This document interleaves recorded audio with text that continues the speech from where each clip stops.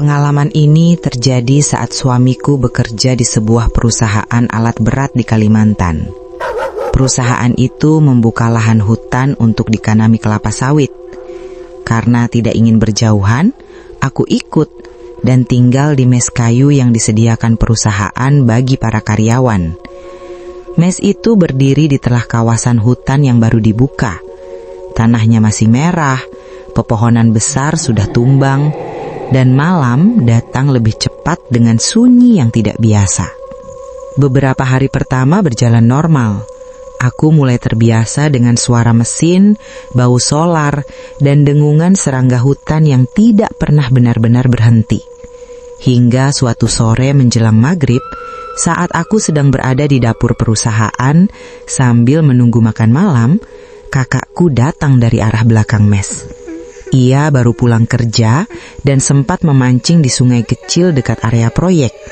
Ikan hasil pancingannya masih tergantung di mata kail. Ukurannya cukup besar, sementara satu ekor lagi ada di dalam ember, lebih kecil. Dengan suara setengah berteriak, ia menawarkannya padaku. Aku senang sekali dan menerimanya. Satu untuk kami, satu lagi untuk istri operator alat berat yang juga tinggal di mes. Ikan itu kami olah dan bakar bersama. Tepat ketika azan maghrib berkumandang dari radio kecil di dapur, ikan pun matang. Kami mulai makan bersama di dapur yang diterangi lampu seadanya. Saat itulah, Acil, tukang masak perusahaan, menegurku dengan suara pelan. "Bu, kalau makan, betawaran." Aku tersenyum dan menjawab santai, "Ayo Cil, makan sama-sama." Namun Acil menatapku dengan wajah serius. "Sama yang gak kelihatan, Bu." Aku tertawa kecil, mengira ia bercanda. "Kenapa gak kelihatan? Datang saja, makan sama saya, biar saya lihat." Wajah Acil langsung berubah. Ia menunduk dan berkata lirih, "Hati-hati Bu kalau bicara." Kalimat itu membuat dadaku terasa tidak nyaman, meski aku masih berusaha berpikir positif. Setelah makan, aku dan suami masuk ke mes untuk beristirahat. Kebetulan kamar karyawan perempuan sedang kosong, jadi kami diizinkan tidur di sana. Kamar itu sederhana, berdinding papan kayu yang disusun melintang, dengan satu jendela yang langsung menghadap ke area hutan yang sudah digusur. Belum lama aku berbaring, terdengar suara aneh dari arah jendela. Seperti ada sesuatu yang menggaruk-garuk dinding kayu perlahan. Suara itu teratur, pelan, namun jelas.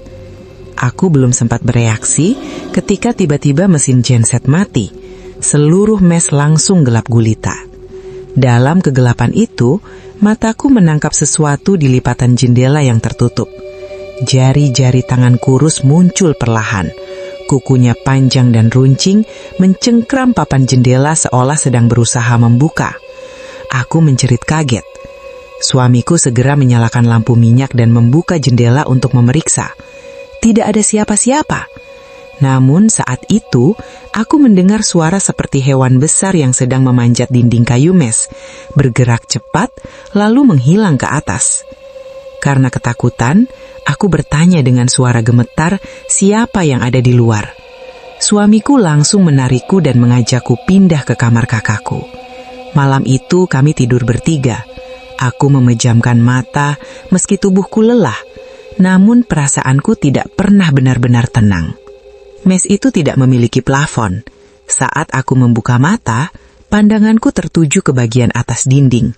Di sanalah aku melihatnya. Sesosok makhluk mirip nenek-nenek berdiri di atas. Rambutnya panjang berwarna putih menutupi sebagian wajahnya. Kulitnya terlihat kusam, matanya cekung, dan dari balik rambut itu terpancar tatapan yang membuat tubuhku membeku.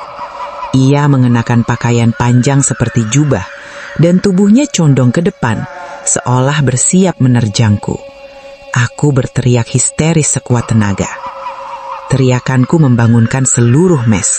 Namun anehnya, tidak satupun orang keluar dari kamar mereka. Hanya suara bos suamiku yang terdengar jelas, membaca ayat kursi dengan suara keras dan tegas. Dalam sekejap, makhluk itu lenyap begitu saja. seolah tidak pernah ada. Pagi harinya, bos suamiku menanyai apa yang kulihat semalam. Saat kuceritakan sosok nenek berambut putih itu, ia mengangguk pelan. Katanya, makhluk itu memang sering menampakkan diri, terutama saat ia bangun tahajud. Nenek itu kerap menampak diri mondar-mandir di luar mes menuju kamar mandi. Bahkan, operator alat berat pernah diganggu saat tidur. Kakinya ditarik oleh nenek tersebut hingga terbangun ketakutan. Hari itu juga, suamiku memutuskan aku harus pulang. Ia tidak ingin kejadian itu terulang. Saat aku meninggalkan mes itu, aku sempat menoleh ke bangunan kayu itu sekali lagi. Entah kenapa, ada perasaan bahwa nenek itu masih berdiri di sana, menatap siapapun yang berani tinggal lebih lama.